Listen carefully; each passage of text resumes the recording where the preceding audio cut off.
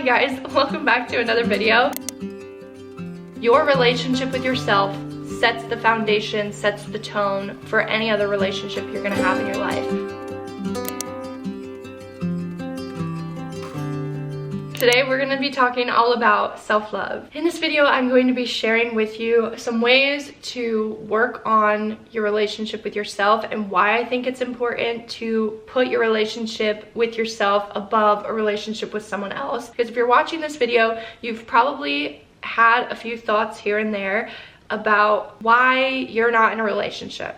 Why you haven't had a healthy relationship, what's wrong with you, why doesn't anybody love you, why are you single, blah, blah, blah, blah, blah. The list goes on because trust me, I've been there, I've heard it from other people, I've heard it from my friends, I get it, I understand. I am literally like a broken record at this point with how much I tell people in order to have a healthy relationship with someone else, you have to have a healthy relationship with yourself. If you do not have a healthy relationship with yourself, you are putting this massive expectation on someone else that you yourself couldn't meet, which is putting way too much pressure on someone else, and they're going to fall short.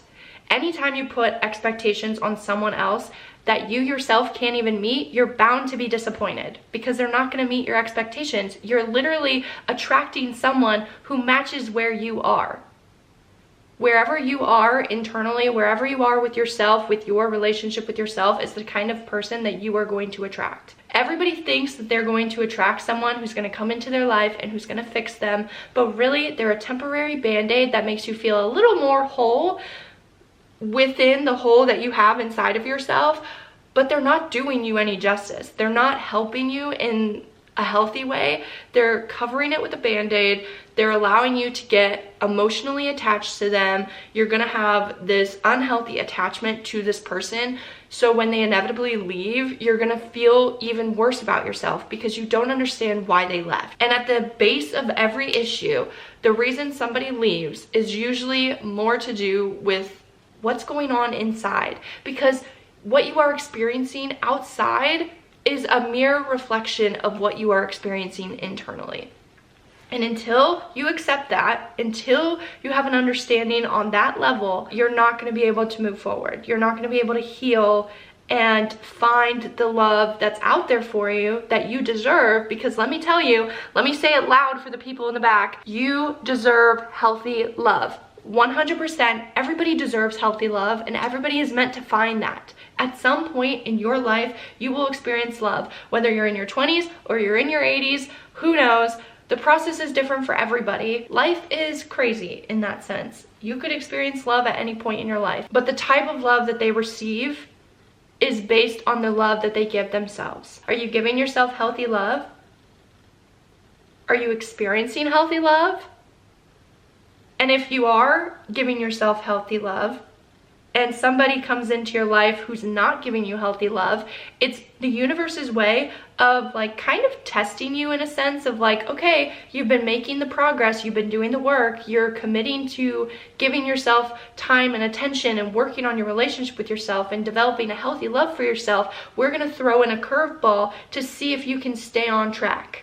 Are you going to turn and look at this person who's not giving you the time and attention that you deserve in a healthy way and give him your time and attention, or her, if you're a guy watching this? Or are you going to look at it straight on and say, I don't need you anymore, I don't deserve this kind of behavior anymore, I'm going to continue moving forward and you can just go away. You know, you can go away, you can find someone else to bother, you can give your time and attention to someone else, because I'm good. I'm good with myself, I'm good with where I'm at, I'm good with the love that I've given myself. Thank you very much, I'm okay.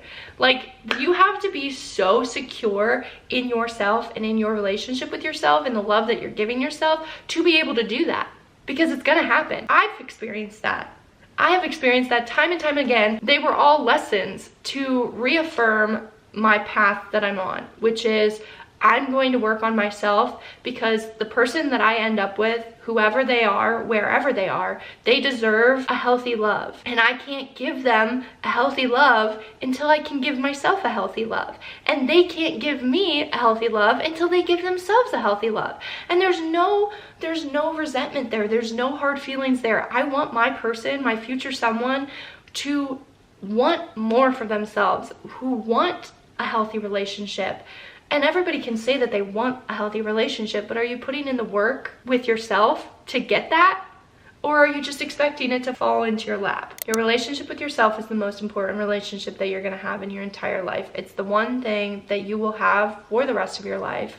And you are the only one experiencing it. I know some people are probably sitting here like, okay, great, I have to work on my relationship with myself. Where do I start? How do I develop a relationship with myself? How do, like, if I'm feeling here and you want me to be here, how do I bridge that gap, you know? Things that I think have helped the most in working towards a relationship with yourself. This is something that I hear so often as to why people either don't want to let go of a toxic person, someone who's treating them poorly, or why someone doesn't want to get out of a relationship that might not be benefiting them as much as they think it is because they don't want to be alone. I'm sure you all know someone in your life who has looked at you and said, but I just don't want to be alone. Like, they will put up with poor behavior from anyone, relationship or friendship, because they don't want to be alone.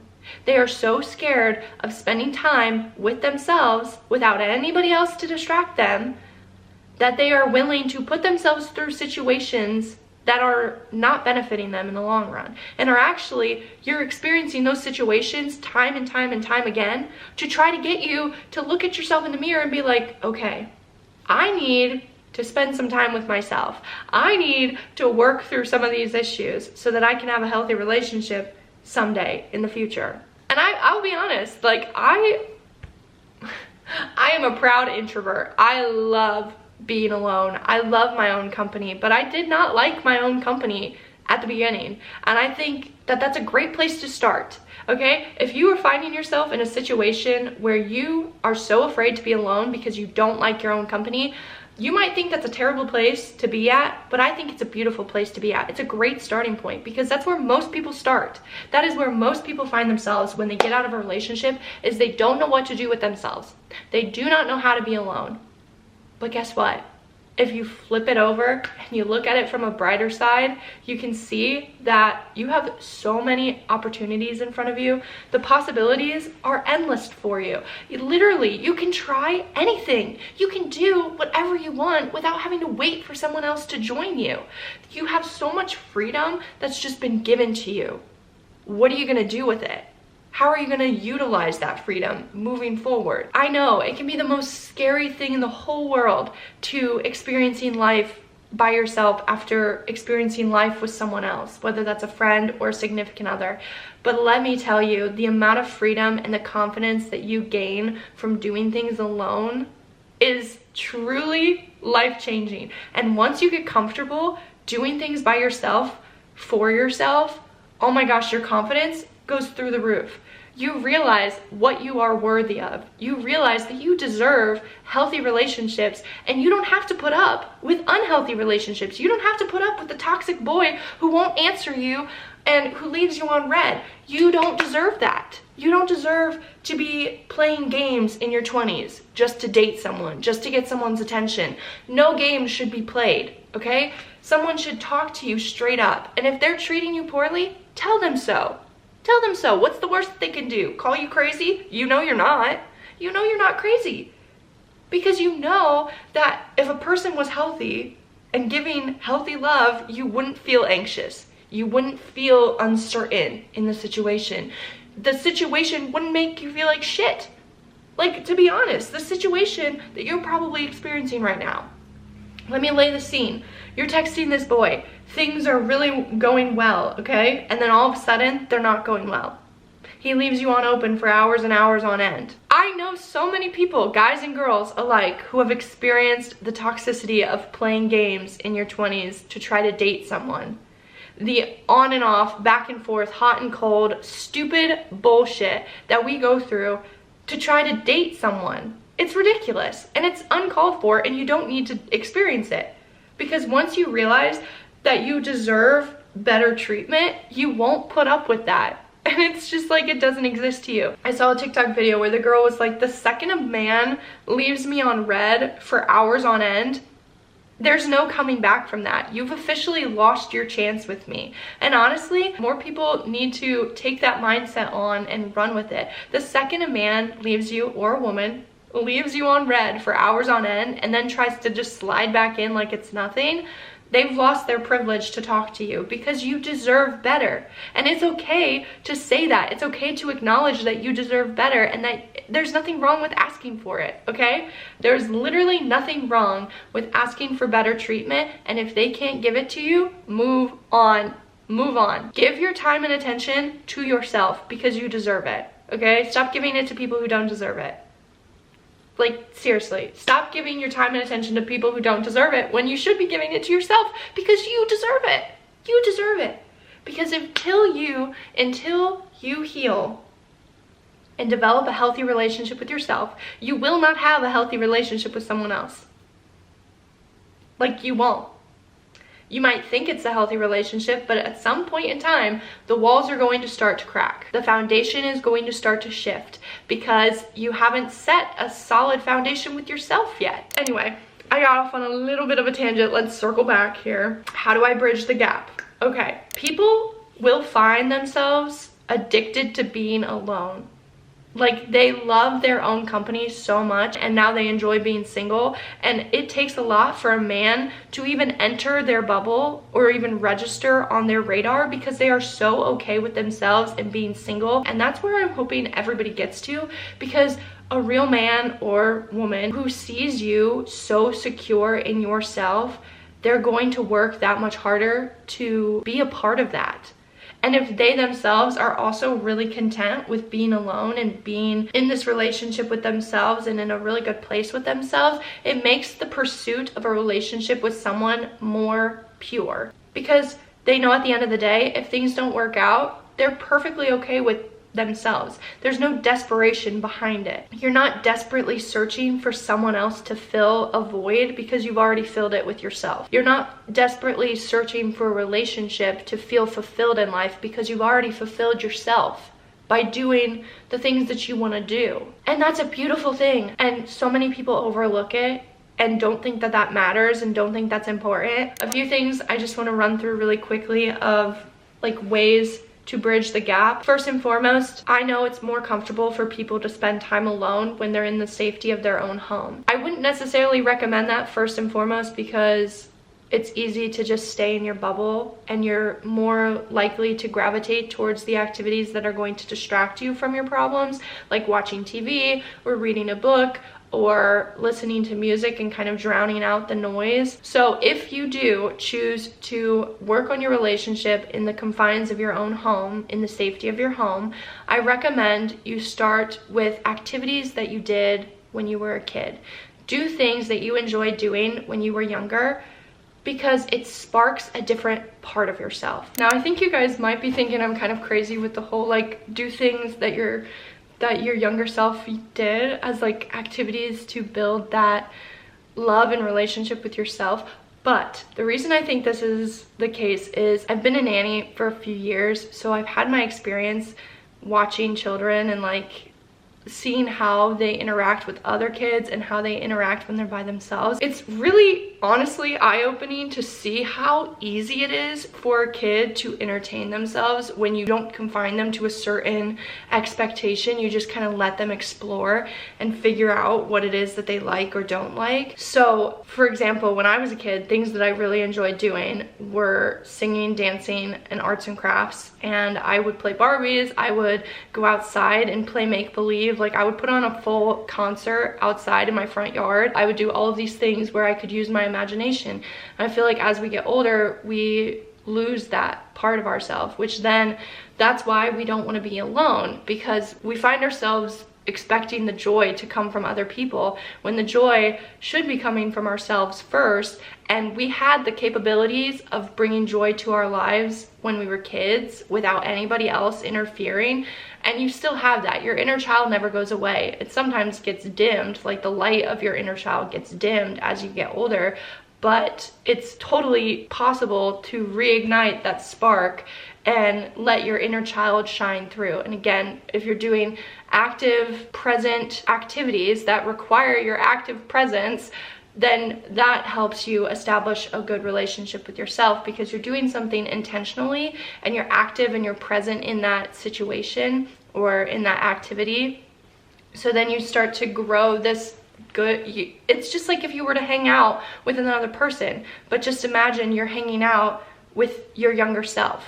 That's how you can view it. If you view hanging out with yourself as really you're hanging out with your younger self, you're hanging out with that inner child in you, so you like kind of detach and like separate, like you have you in the present moment, but then you're also doing this activity because you know it's an activity that younger you would have enjoyed, so you can kind of in your mind pretend you're hanging out with younger you. You're healing your relationship with yourself because you're giving time to your younger self. You're giving time to that inner child in you, and the relationship that grows from that is just like any relationship that you would be growing with someone else by doing activities with them. The other second piece of advice that I would give you guys is to go and do things by yourself outside of your house.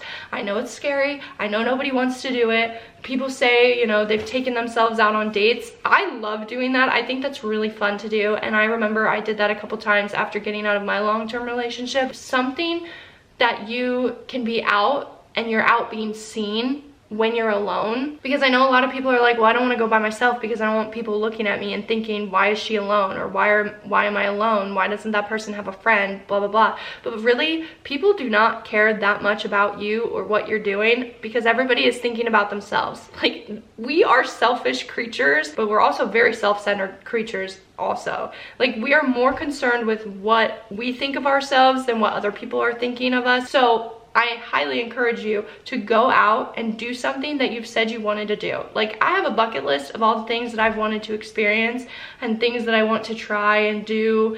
And my piece of advice is to just pick one thing on your list and do it. Do it by yourself. Don't ask someone to join you. Don't wait for someone to join you, because to prove to yourself that you can do something alone builds that sense of accomplishment and confidence in yourself, which again builds trust, which then builds a relationship with yourself. I also highly encourage you to journal more, or meditate, or whatever form of quiet, mindful time that you can get for yourself, where you can reflect on things that you're thinking, things that you're feeling, what you're experiencing, what you're going through, and to like let it out, whether that's pen to paper or you let it out via tapping. I tap, I meditate, and if you're unfamiliar with tapping, it's called EFT tapping, which is emotional freedom technique, and it's a way to help your body release all of the trauma that it stores. It's proven to actually help your nervous system, because you're tapping on your meridian points, which are connected to your nervous system,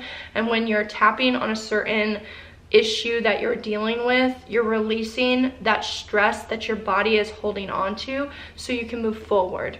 So try something. Like I said, I journal, I tap, I meditate. I do all three of those, and I do two different types of journaling. I do my gratitude and my affirmation type journaling in the morning, and then I will do like a mind dump kind of journaling, where I just kind of let everything out on paper. Whatever I'm thinking and feeling, however it comes up to the surface, is how I just let it out. But those three methods have been so helpful to me, and I highly recommend you try them. Where we fall short with our relationship with ourselves is usually the lack of time and attention that we give to ourselves. That's where you find the most lack, or I guess gap, in building a relationship with yourself, is the time. Are you giving yourself the time to actually work on yourself? Are you giving yourself the time to be intentional with what you're doing and what you're thinking and how you're feeling? Because if you're not giving yourself the time, first off, if you're not giving yourself the time, how can you expect someone else to come into your life and give you the time and attention that you want if you're not even giving yourself the time and attention that you want? Like, let me say that again. If you are not giving yourself the time and attention that you want, why would someone else come into your life and give you the time and attention? Because you're not even giving it to yourself first. And you have to give it to yourself first before you can expect someone else to give it to you. And I think, honestly, hearing some of these things, watching these kind of videos, because I'm kind of regurgitating things that I've either heard from someone else or I have experienced myself. Once I started to actually put into practice the things that I was hearing from the videos that I was watching, and I really let the statements that they were saying, once I truly let them settle and take hold in my brain, and like the switch was flipped, that's when I started to actually put in the time and the effort into being like, okay, if I want to be in a healthy relationship someday, I have to work on a healthy relationship with myself, because my future person deserves me at my best, and I deserve them at their best. Not that you're not going to experience your highs and lows with that person, but to expect someone to come into your life and fix you or to fill the hole that you feel inside is not fair to that person, because they didn't sign up for that. You're basically throwing your baggage on them and telling them to carry it because you don't want to carry it yourself. Now, if someone comes into your life and you've done the healing, you've done the work, but maybe you still have like a book bag, okay, that you're carrying with you. Maybe they have a book bag that they're carrying with them, but you've done so much work and you've set a really good foundation for a relationship with yourself. That person can come in and they can have a choice of whether or not they want to carry what you're carrying. They have a choice of whether or not they want to invest themselves in your life and what you're experiencing without expectation, without this added weight to that. Which is why, again, I think that a relationship with yourself is more important than a relationship with someone else, and it should be your top priority and your focus and where you're giving your intentional time to. If you have the opportunity in your 20s to do that before you settle down, definitely do it. Like 100% take the time to work on your relationship with yourself before diving into a relationship or a friendship with other people. I think that's all I have for you guys today. I talked a lot, but thank you guys so much for watching. Hope you guys have a great rest of your day and a wonderful rest of your week, and I will see you guys in the next video. Bye.